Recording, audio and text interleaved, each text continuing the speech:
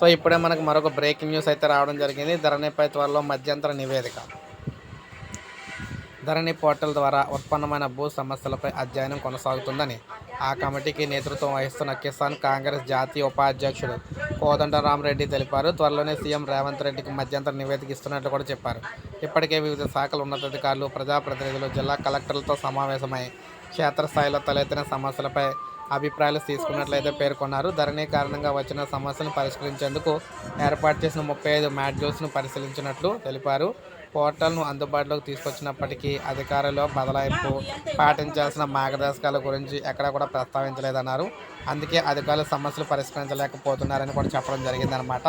So అందువల్ల CM Revanth Reddy గారికి అయితే మధ్యంతర నివేదికను అయితే ఇస్తామని, ఆ తర్వాత దాన్ని బట్టి ఒక డిసైడ్ అయితే అవుతారని చెప్పేసి చెప్తున్నారన్నమాట. సో ఒక లైక్ చేయండి, సబ్స్క్రైబ్ చేసుకోకపోతే మన ఛానల్ సబ్స్క్రైబ్ చేసుకొని ఫాలో అవుతానండి. లేటెస్ట్ అప్డేట్స్ అన్నీ కూడా మీకు అందిస్తూ ఉంటాను.